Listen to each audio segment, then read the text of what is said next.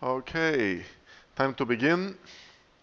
Welcome everyone. Welcome to this webinar, which is designed regarding the practical cybersecurity for the construction industry. A warm welcome for everyone who attended today. Hopefully you will enjoy this presentation.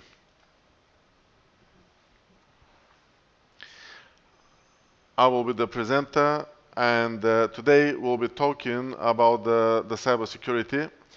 During the next 4 hours, we will show a number of examples and specifics for the cybersecurity in the construction industry. And this is a practical presentation. So this is not the legislation or the technical solution for the cybersecurity. This is the practical presentation, what we need to do and what our staff needs to do in terms of cybersecurity to protect the assets of the business. And first of all, a little bit of a housekeeping.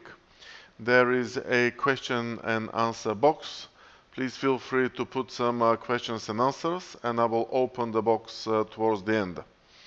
If we have sufficient time and if there is questions. I will be recording this presentation, and if there is anything urgent, you can send me a private note. So to make this presentation more interesting, I prepared 2 jokes. So I will tell you now the first joke. One man meets another one, and he says, do you know anyone who is specialist in GDPR? And the second one goes, yes, of course, I know somebody, he's very good. So the first one says, can you give me his details, please? And he says, sorry, I can't share any personal information. So I know another one, but it's not as good as this one. So let's move on and talk about cybersecurity. So a couple of words about me. My name is Ivan Yordanov, and I'm the director of GoLife UK. The company has been running for more than 20 years, specializing in cybersecurity and particular experience with the construction business. My friends know me as Ivan the Great, and the clients know me Ivan the Cyber Warrior, because I am absolutely passionate about cybersecurity. At GoLife, we're committed to the online security and peace of mind of every business owner around the world. The company's been running for more than 20 years, and we've got clients in more than 35 countries, including Australia. This is a picture of my team, and we work together for many, many years helping businesses around the world. These are some of the certifications we've got here, but I want to highlight a couple of them because they are particularly important for the construction industry.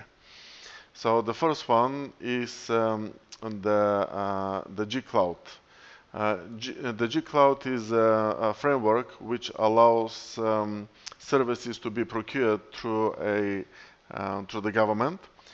It's not only for government projects, although the government themselves, they are buying through GCloud. It is good for you to know this because if you're choosing a supplier, it might be good if this supplier is listed on GCloud. Because if they're listed there, they would have gone through a particular test, and they will be gone through a particular due diligence that the government provides. And this due diligence is probably unlikely for any other business to be able to afford or to do. The other two certifications we've got that are important to you, the Cyber Essentials and IASME. So we are certified for them, but also we're certification bodies, so we can certify for Cyber Essentials and IASME. I put here a couple of other certifications. So the other one is Digital Outcomes and Specialists 5. This is also a government program through the Crown Commercial Services. So if any of your suppliers have got this membership, it is good because they've gone through thorough due diligence on behalf of the government. And the other one is Proactis. It is a digital marketplace where companies can meet and they get some government projects, mostly for the local government, but also some for the central government. I listed here a number of partners and clients. Many of them they are banks, but also some of them they are construction businesses like Luxcon and AST Construction London. We've been working with these people for many years, and the construction industry heavily relies now on IT and the cybersecurity. So what today's objectives are. In terms of cybersecurity, we will show you some example attacks. We'll be talking about data sharing and level of security. Give you some examples of escalation procedures. We will highlight the supply chain bug example that costed millions to British Airways. And of course, we will share throughout best practices. And finally, there will be a special offer because tomorrow is the Black Friday, and how can we leave the Black Friday with no special offer? So fasten your seatbelts and enjoy the ride. Make yourself comfortable. So working for clients based on the Cyber Essentials, we've got accumulated some experience. So several years ago, the UK government started the Cyber Essentials schemes, which gives the basics for cybersecurity protection for companies in the UK. And I highlighted here some of them, and I will go through this in a minute. And there are a couple of variants of Cyber Essentials. There is Cyber Essentials and Cyber Essentials Plus, which could be discussed at a later stage. So getting some feedback from the clients, they feel quite comfortable working in the Cyber Essentials environment. So to achieve the Cyber Essentials certificate, the government sends a compliance questionnaire with about 100 questions. And I'm getting the feedback from the clients that once they achieve Cyber Essentials, they're pretty much protected. But this is not right. So let's go through the Cyber Essentials. I listed here literally 5 or 6, but there are many more requirements for achievement of this certificate. So the first one is the OS updates. Many of us, we just go to Windows Update and press the button, or Windows Updates itself, and we might decide that our computers are completely protected. Well, they are protected, but they are not completely protected. That's why we need to apply some additional updates. So the additional updates, they present driver and firmware updates. Some of these are also listed in the Microsoft Windows update console. Some of them, they need to be applied manually. So it needs to be checked on a regular basis. So if the drivers and the firmware are not updated, they need to be done manually. The next one is the application updates. A typical application, this is Adobe Acrobat Reader, and it doesn't update automatically. It needs to be updated manually. The next one is the real-time protection. The typical example of this is the antivirus system, and of course the antivirus must be updated all the time. And of course regular firewall checks, and this is all done also manually, cannot be done automatically for most of the firewalls. So most of the companies, they provide this Cyber Essentials level of protection, and they believe that this is sufficient. But this is not sufficient, because what we established is that the hackers, when they want to attack the computer networks, they don't work at Cyber Essentials level, they work at much higher level. And the question is, what can we do in order to protect ourselves from these threats? So that's why we developed a cyber security hardening plan. In fact, we bought it from a qualified supplier, and this really improves the cybersecurity levels for the businesses. So the first step is a backup plan. We advertise triple backup because sometimes the backup don't work. The next one is cybersecurity training from an expert, and we develop and deliver this cybersecurity training. A very practical solution could be virtual private network setup of remote access for the remote users, especially now with COVID and working from home. Many of us have to work from home, and project managers and other members of the teams, they could be working remotely. So the remote software sometimes is not secure enough. So a practical term is to add virtual private network in addition to the remote access. Two-factor authentication is becoming a standard now, and we see especially the banks, they're using it all the time, and password strengthening. And it's interesting why password strengthening is so high in the list, but in fact, most of the attacks to date, they're still happening based on the weak passwords. So I listed here literally a handful of steps that are included in the cybersecurity hardening, but in fact we do more than 40 steps to harden security to the computer networks for the construction businesses. So here are some practical examples I wanted to discuss. For example, this is auto-suggest. Very often we go to our Outlook and we start typing an email address, and this email address suggests a number of similar emails. For example, I stands for Ivan, and then it suggests number of addresses.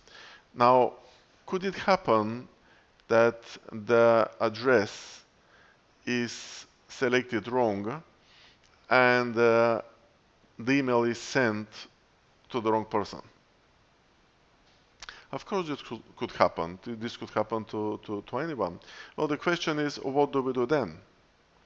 And when I usually ask during the training, I'm getting all sorts of answers. Some people say remove the message, some people say recall the message, some people say call the recipient, some people say do nothing, but we don't really know what is the effect of this sent message. So the right answer in this situation will be that the first step that should be done if the email is sent to the wrong address, the first point of contact should be the DPO, the Data Protection Officer. What the DPO will do, they will assess the risk, how this wrong message affected the business and the person, and then they will take necessary steps. It's more likely that they will call us, because we've been in this situation many times, and we'll take the necessary steps to help the company to recover from this. But taking no action is not an option. Another typical situation is sending a very large list of recipients in the to field or in the CC. We've been in this situation. We receive an email with lots of people attached there, and at some point this could be breach of data, and that's why it might be more practical to add these recipients into the BCC tab, where they will not see each other email addresses. So what you can do, you send the email to yourself and put everybody else into the BCC folder. And this way, they will see only your email address. You will not disclose anybody else's email addresses here. So let's highlight a little bit more about the Cyber Essentials and IASME. These two schemes are run by the National Cybersecurity Center. In the past, there were 4 certification authorities, but a couple of years ago, IASME is the only certification authority for Cyber Essentials and Cyber Essentials Plus, and also they've got their own certificate, which is IASME certificate. We, as a company, we are a certification body, so we are allowed to certify companies, and we do this on a regular basis, subject to compliance achieved by that company. So why do you want to go for this? They're not just nice logos. Additional to this, another huge player on the cybersecurity certification market, this is Crest. But we're not working with Crest, we're working only with IASME. So what the benefits are of Cyber Essentials and IASME certification.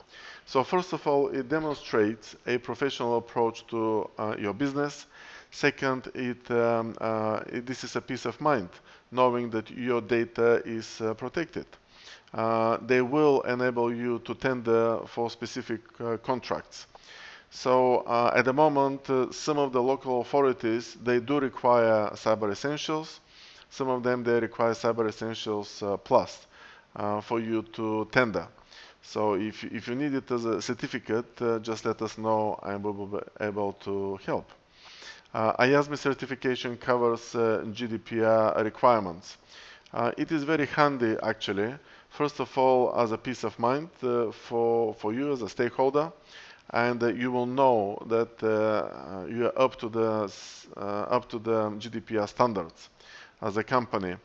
But also, this IASME certification issues a certificate for GDPR. This could be quite handy if anybody requires a GDPR certificate, or this could be handy for your due diligence, because I've seen very long questionnaires from some companies that want to establish what is the level of GDPR and within the organization. And these questionnaires, they're very detailed and they're very time consuming.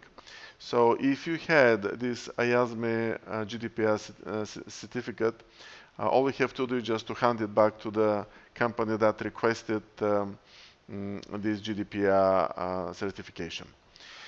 The next one is they keep your business compliant, which is of course very, very important. And being certified will help new customers to trust you. So this is the marketing bit, because they will clearly see that you take care about the security, about the cyber security and the GDPR, and naturally this will make them feel more trusted to you.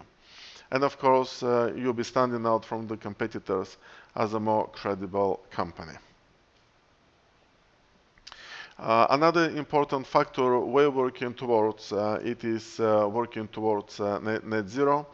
Literally a couple of weeks ago, we were presented with the World Green Apple Award for one of our projects, which is related to a net zero project.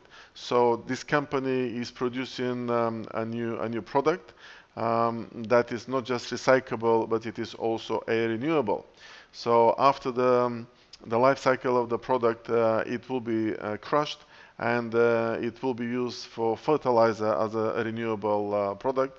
So we're running for them the assurance and security system, and the quality management system is entirely designed and delivered by us.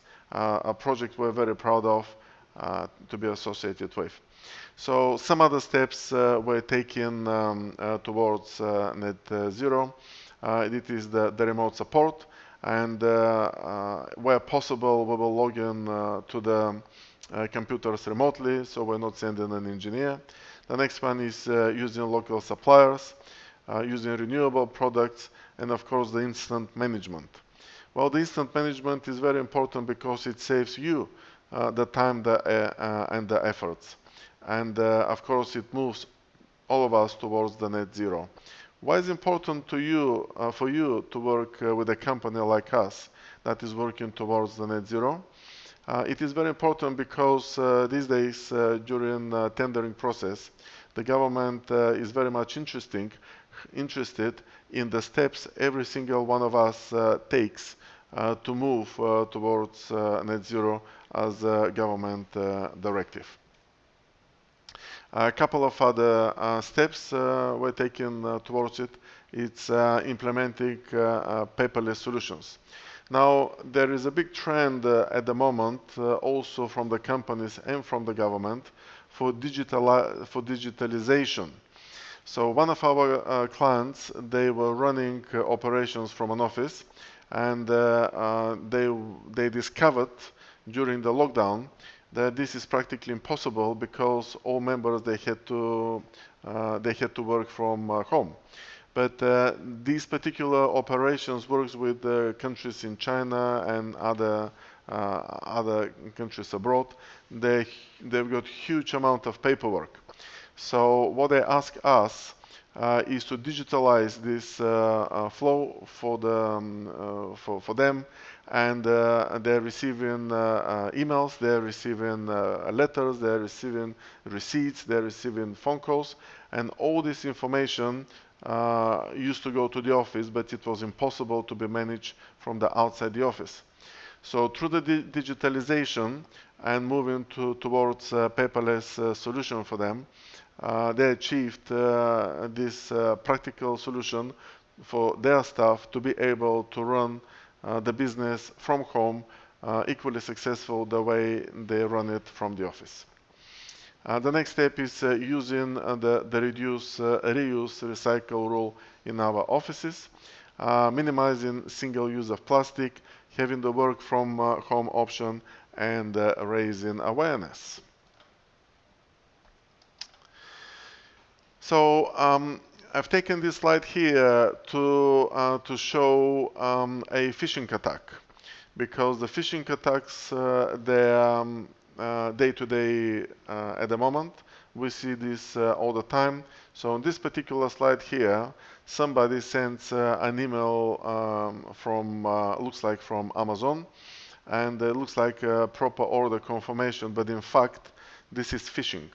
So what is phishing attack?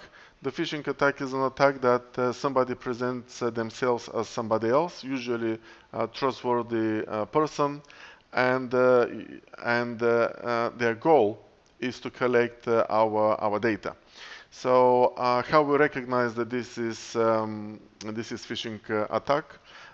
We recognize it easily if we move the mouse towards the view order details. It pops here a little window that is sitting on a domain which is completely different than Amazon. So what the goal for this is, the hackers will try to attract the person to click on the orange button, and then they will enter their username and password for Amazon. So the question is, what is the use for them having this username and password for Amazon?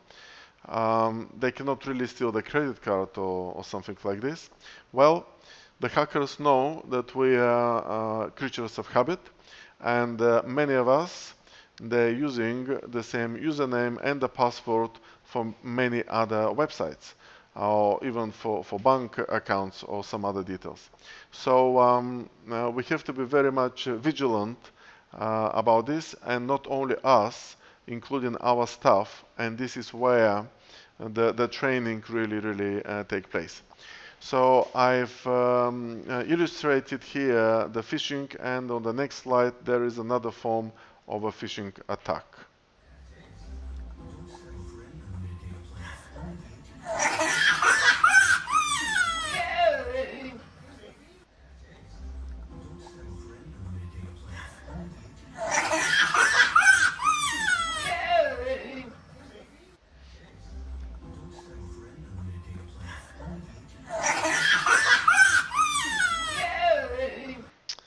Okay, phishing is everywhere.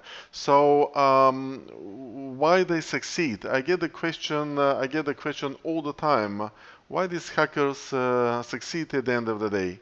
And the simple answer is that they manage to establish a level of trust. And we have to know who do we trust. And many of our suppliers, of course, they come by recommendation.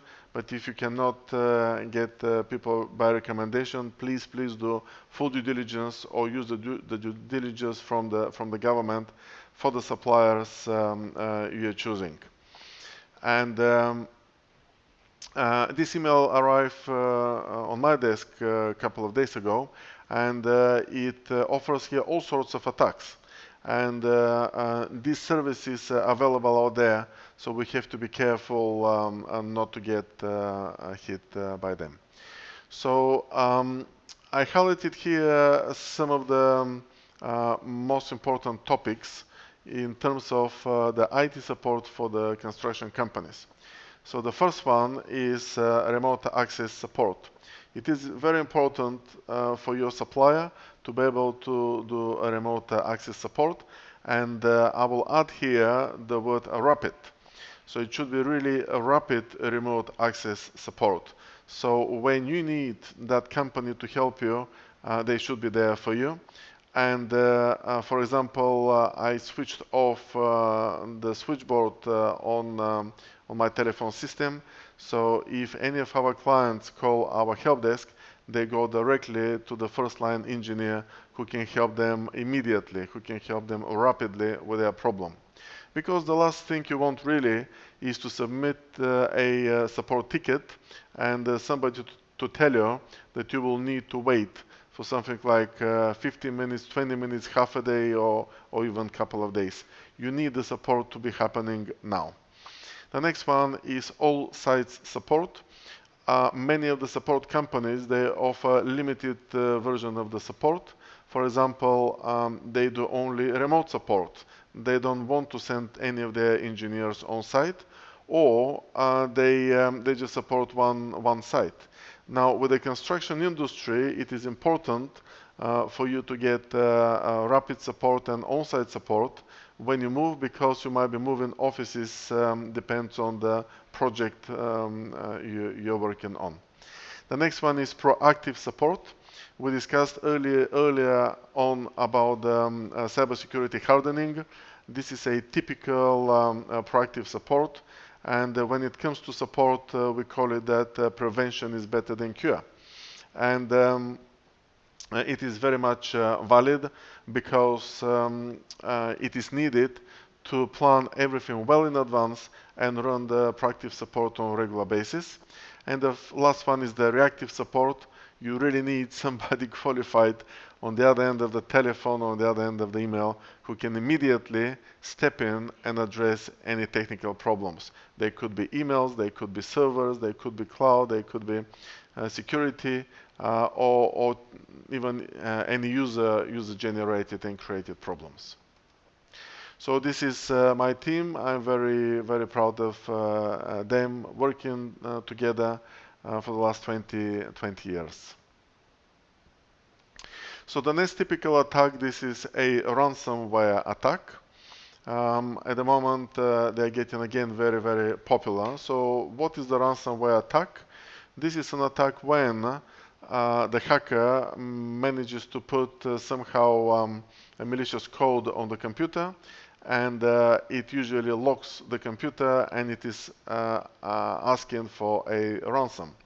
And what they do, they encrypt the files on the computer, and then they say, we will send you the decryption code, and which is the key here on this image, will send you the decryption code upon payment. So when I lecture on cybersecurity, I ask the audience what you should do when you get this ransomware attack. And I get again all sorts of answers, and usually they are not correct. So somebody says just pay them. Usually it's not expensive, and get the key so you can decrypt the files. Some people say don't pay to them. This is there is no way. Some people say try to remove the ransomware, and all of these answers are not right. Some people say tell the IT manager. Some people say run to the director. Some people say go and speak to Ivan. And these are all wrong answers, because the right answer is immediately switch off the computer and remove it from the computer network.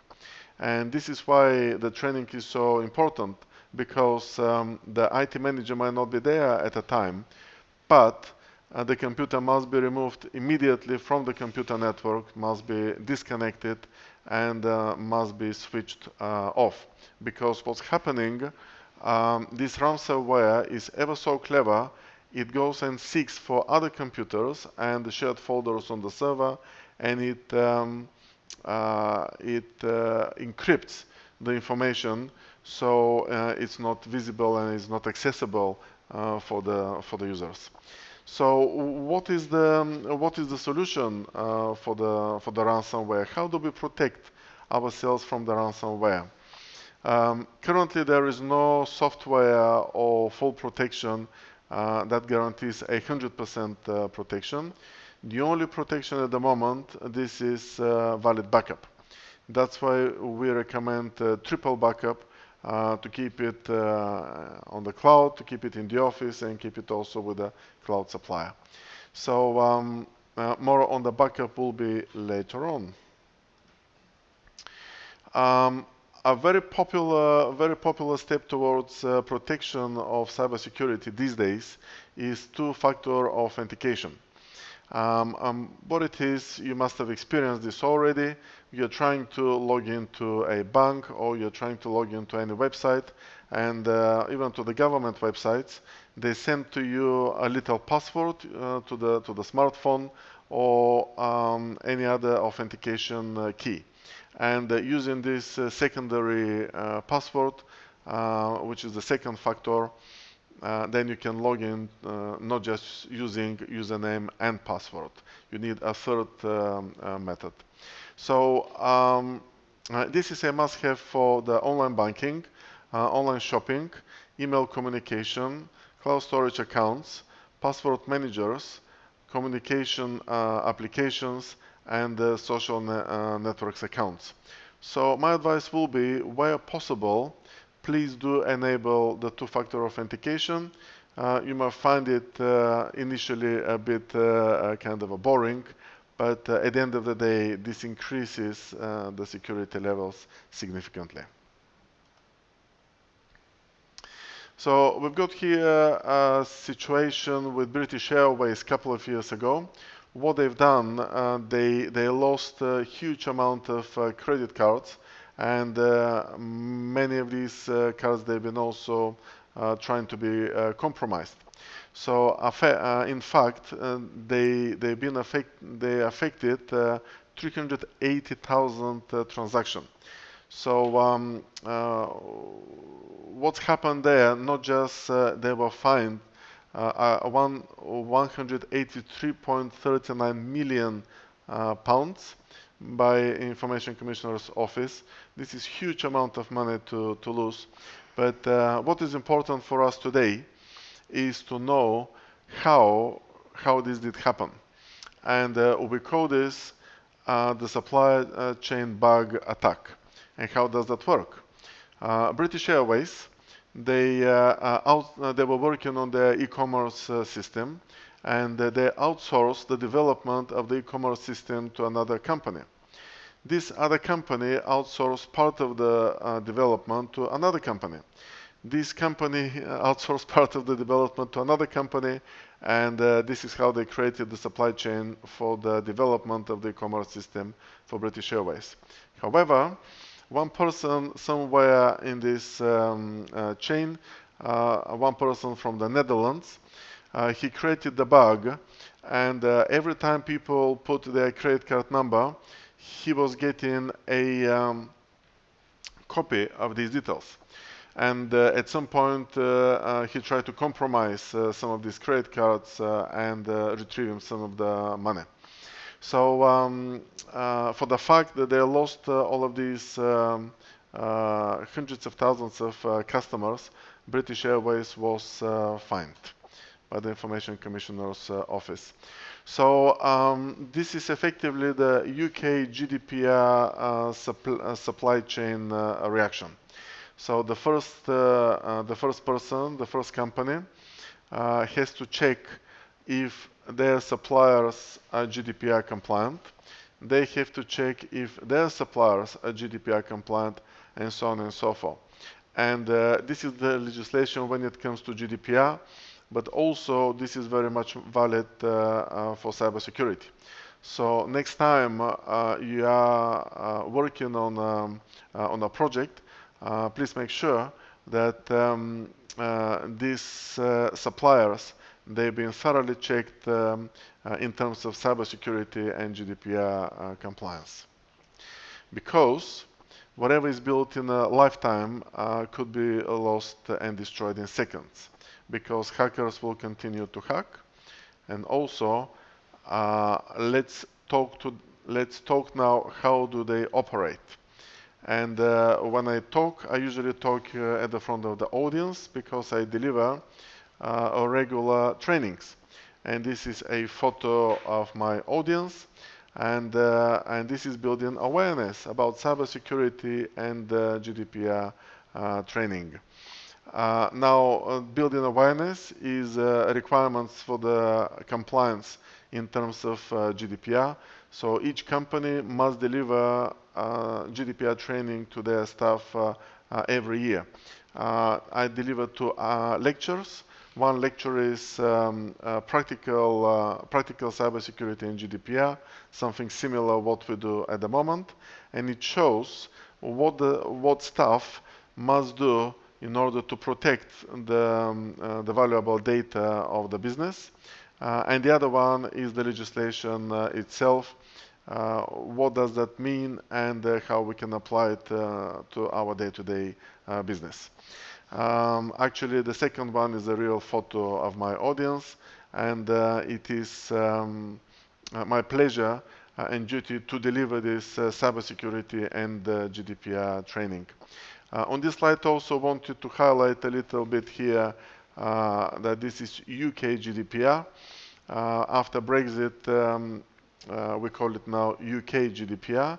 And the good news, UK GDPR almost has no difference to the previous GDPR, which makes the life a little bit easier.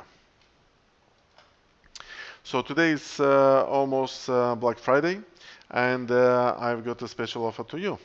And it is cybersecurity assessment. It is worth £800, but especially today, and especially only for you, I can offer it for £397 plus the VAT. And what does that include? It includes website cybersecurity vulnerability audit, and that checks the website against more than 128 non-vulnerability vulnerabilities. And this will open your eyes really to know if the website is somehow vulnerable or not. The next step that is included here, it is computer network cybersecurity testing. So this will give you clarity if your computer network is secured, and the clarity what you need to do in order to secure it. We usually run these tests together with the IT managers and IT directors and work as external auditing company, as an independent auditing company. The next one is GDPR compliance review. we observed that many of the companies, they just bought a set of GDPR documents back in 2018 when the GDPR came into place, and they decided that this purchase makes them GDPR compliant.